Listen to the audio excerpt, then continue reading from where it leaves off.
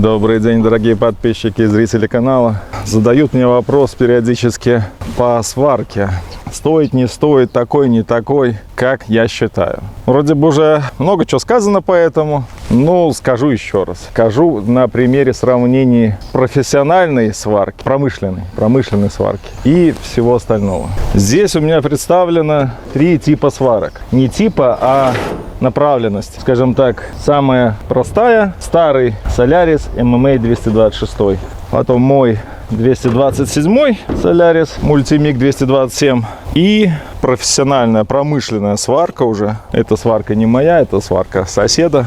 Alpha MIG 250 S3 от компании Кедр. Мой вывод по ним заключается на собственном опыте и на словах моего соседа, кому принадлежит эта профессиональная сварка. Профессионально это слово мало подходит. Когда в самом начале я не сварщик, даже не близко, но купив участок, вы без сварки не пройдете дальше.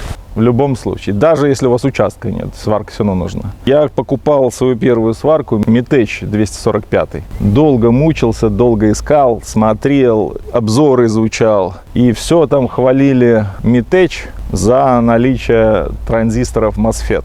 Мол, класс лучше, чем современные IGBT сварочные инверторы. Все их нахваливали. Ну, короче, купил. Дорогая сварка, по тем временам Solaris там рублей 100 стоил. Я купил за 300 тогда. Это давно было, 2016 год. Я не знаю. Я опять же говорю, я не сварщик. Я не подружился с этой сваркой. Вообще никак. Проблема заключалась в том, что когда ты варишь, металл ложился как-то неровно, он как-то разбрызгивался. Но тем не менее, я с этой сваркой кое-как и фундамент сварил, и все. Я все ссылался на кривые руки. У меня нету специальности, нету навыков. Ну, работал и работал. Варила. Но, в принципе, она варила, все нормально. Но шва красивого у меня не получалось. И зачастую приходилось переваривать. Вроде 2 половинки сварил, отбиваешь, а там провар совсем слабый. И потом, по итогу, я продал благополучно ее. Сбавился и забыл. Не гоните за амперами. Вот 245 у меня был. То ли вопросы по сети, то ли что. Ну, хотя у нас напряжение неплохое. Звал как-то соседа. Он пробовал варить. Тоже сказал, что как-то вот металл ложится плохо. Своему соседу я доверяю. Он хоть и тоже не сварщик, но варит он очень много. Недаром он даже купил себе промышленную сварку, полуавтоматическую. Ну так вот, если у вас есть участок, если у вас нет участка, вам достаточно будет такого инвертора сварочного, самого простецкого. Он легенький, прекрасно варит.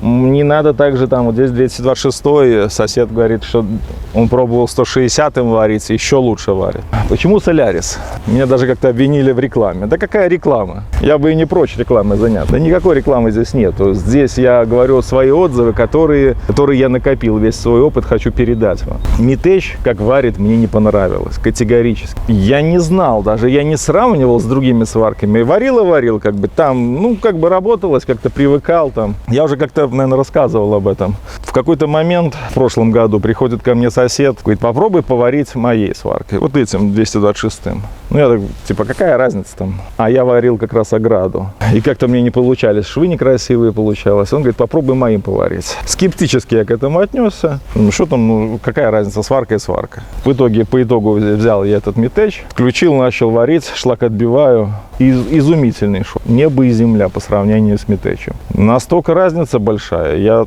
просто был поражен. Я давай там пытаться регулировки этому, у Mitech там этот форсаж дуги.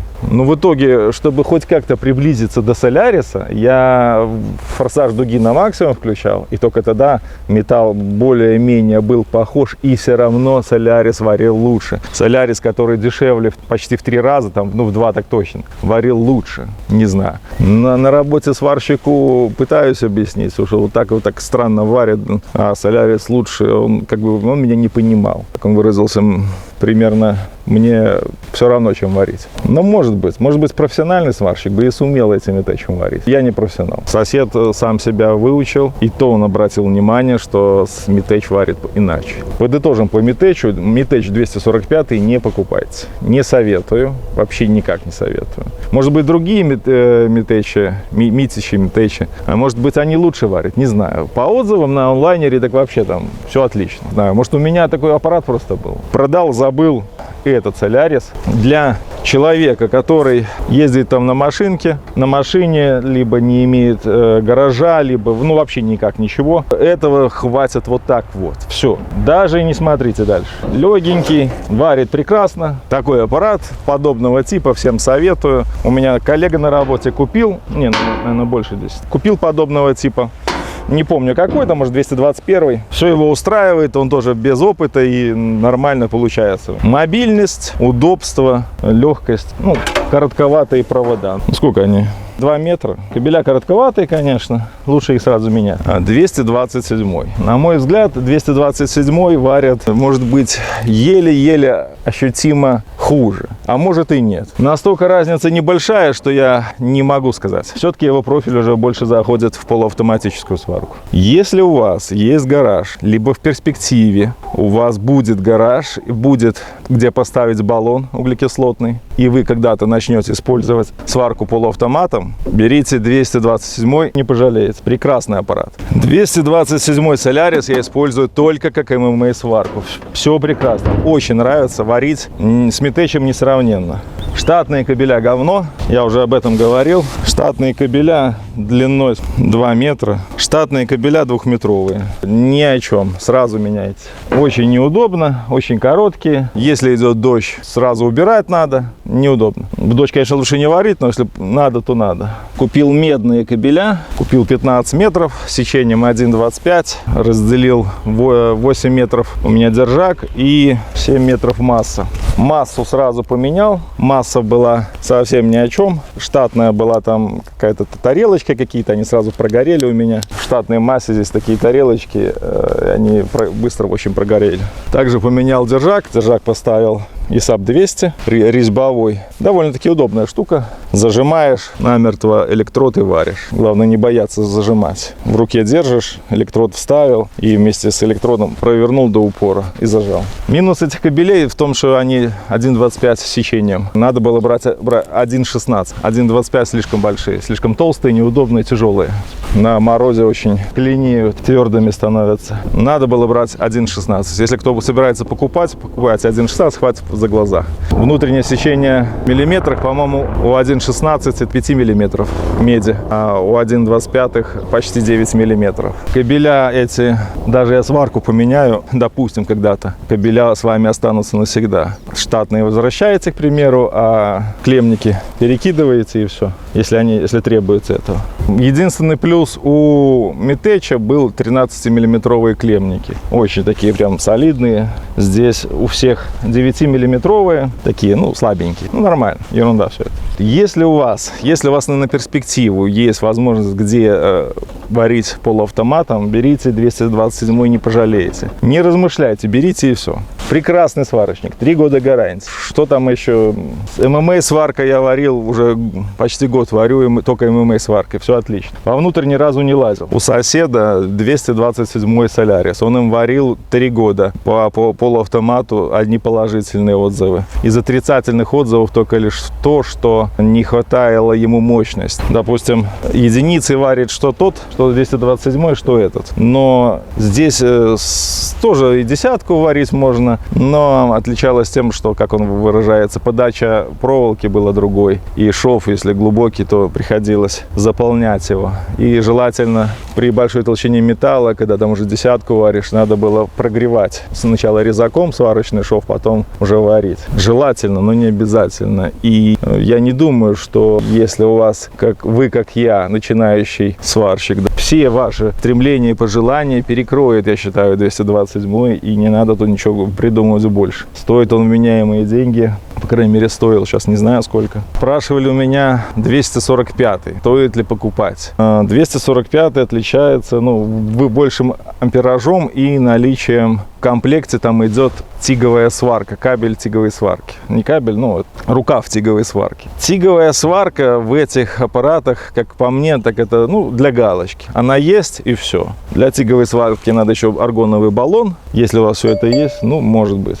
Может и 245. Но опять же, повышение ампеража требует сильной сети, как я считаю. Потому гнаться за амперами, как я с этим Метечем 245, не стоит. Подытожим по этой сварке. Как я уже сказал, если у вас на перспективу. Либо уже есть гараж, где вы можете разместить полуавтомат, либо на перспективу, как в моем случае, я здесь серьезно надолго, и мне полуавтоматическая сварка рано или поздно понадобится. Я уже подумываю о покупке баллона. В машине, естественно, не возить же его. 227 перекроет все мои пожелания. Все. Варить им можно любые металлы, и десятку варить. Ну, десятку сложнее просто. А так, все отлично. Берите, не пожалеете. Это мой личный отзыв, это не реклама, совершенно не реклама. Я с ММА-сваркой отжил 6 лет. Коллега с работы купил себе, приезжает там к себе на дачу, подварит забор, там что-нибудь еще. Хватает, все отлично, доволен, все прекрасно. Легкость, отличие по весу. Я бы сказал, что они почти по весу одинаковые. Ну, чуть-чуть это тяжелее, может, на пару килограмм. Но не стоит забывать, что в нем сейчас проволоки нет. А как только бобину 5-килограммовую туда с проволокой засунете, уже вес станет другой. Уже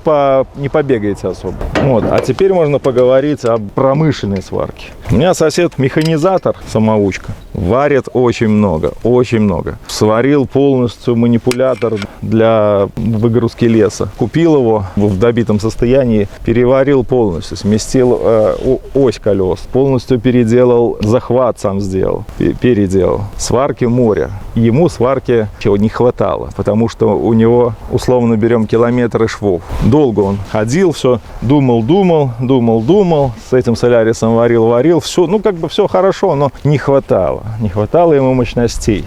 И купил он себе по итогу эту сварку Кедр. Это трехфазная сварка. Она стационарная, по большому счету. Она не, хоть колесики имеет, но с ей работает столько в гараже, никуда больше не отойти. Здесь есть и ТИК-сварка, и ММА-сварка, и полуавтомат. Трехфазник.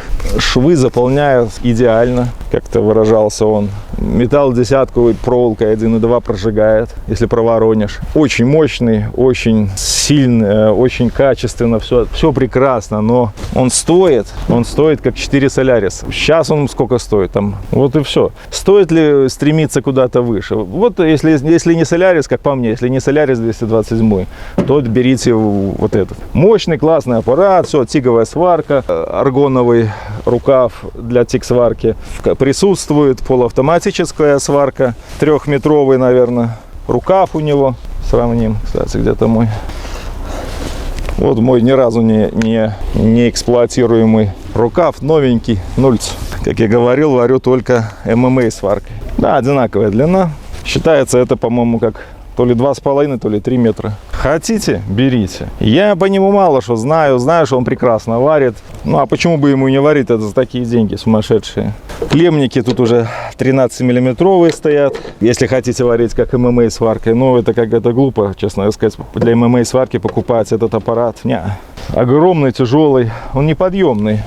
В лучшую сторону отличается горелка, подача проволоки, рукав, огромная масса, стоит сзади УЗО защитная, катушка здесь почти пустая, здесь допускается, насколько я помню, 15-килограммовая, здесь уже почти ничего нету, варит много.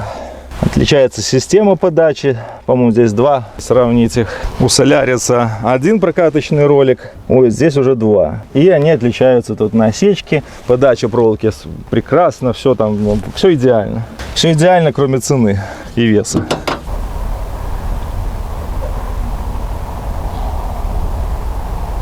Система подачи, естественно, отличается в лучшую сторону, профессионально все сделано. 2 прокаточных ролика, проволока подается без проблем, насечки присутствуют на роликах. Варить можно проволокой 1,2. Солярис на его фоне, конечно, послабее. 1 прокаточный ролик, но тем не менее все отлично. Для простого обывателя, такого как я, мне этого Соляриса даже много. Вот и смотрите. Цена. Посмотрите сами по модели. Альфа-Миг 250 S3, Кедр. Сколько она стоит сейчас? Не знаю. Дорого. Солярис 227, либо любой из солярисов. 227 последнюю цену, что я видел, 1200 было. Все это в белорусских рублях. Либо какая-нибудь ММА сварка обычная, стоит там в районе уже, наверное, 200-300 рублей. Ну что тут еще сказать? Все. Вроде как бы стараешься донести, но люди, конечно же, сомневаются. Особенно те, кто только начинает сталкиваться с этой сваркой. Начинаешь копать форумы, ищешь там, те говорят одно, другие другое. Одни говорят, когда продавал Соляриса, наоборот, Солярисы хаяли. Человек, который покупал Соляриса, говорит, да ну и нахер эти Солярисы горят постоянно. Ну не знаю, вот этому Солярису лет 5, наверное. Моему конкретно Солярису меньше года, а Солярису у соседа уже 4 года.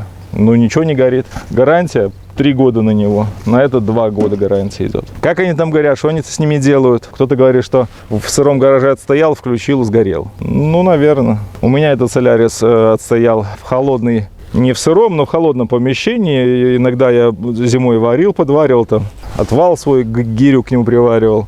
Сверху трубу эту приваривал. Ну, отработал, все отлично. Возможно, он не в сыром отлежал, либо под дождем отстоял. Кстати, вот здесь уже даже защита есть, IP-защита от прямого дождя. Не косого, а прямого. Когда ты выбираешь сварку, ты там перекапываешь, ищешь, спрашиваешь, у людей начинаешь спрашивать. И каждый свою корову хвалит. Ну, вот я столкнулся с Метечем, столкнулся с Солярисом.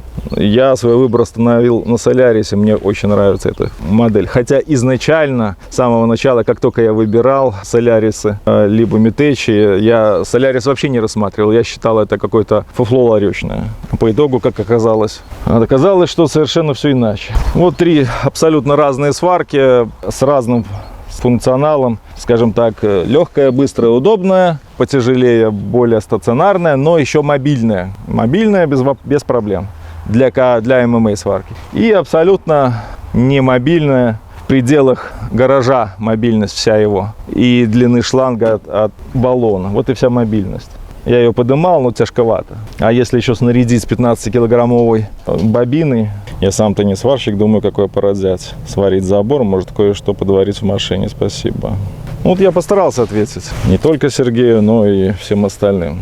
Пойдет. Берите, не пожалеете. Если не сломается, то есть каких-то заводского брака не будет, ну, к примеру я просто говорю, то будет он служить с верой и правдой. Мне очень нравится этот аппарат, нравится его дизайн, нравится то, что он полуавтоматический, нравится, что у него есть ММА сварка, ТИК сварка там присутствует, но там, по-моему, от 10 ампер тонкий алюминий особо не поваришь. Но тут же тиговая сварка будет получше, и настройки здесь будет иначе. Но цена какая, вес какой.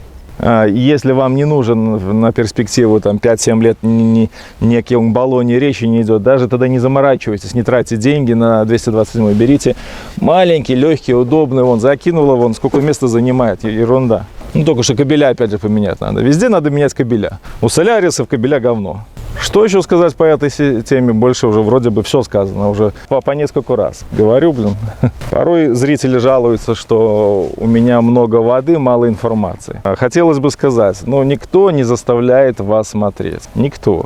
И незачем мне эту ерунду писать. Ну хотите, пишите, конечно. Бумага, как говорится, все стерпит. Насильно мил не будешь. Кому надо, тот посмотрит. У меня больше размышлений, как я приходил к тому или иному. Я думаю, что многие люди долго страдают выбором. Муки выбора производят. Я постараюсь облегчить эти муки для кого-то. Если у вас все есть, и вы хотите получить еще какую-то информацию, ну, наверное, вы здесь ее не получите, потому не стоит тратить свое время. Также тут неизвестно, что с Ютубом все больше говорят о какой-то блокировке. Ну, в Беларуси, правда, ничего не блокируют, но в России, по крайней мере, пытаются заблокировать. Проскальзывает об этом информация, где-то косвенно что-то как-то у кого-то.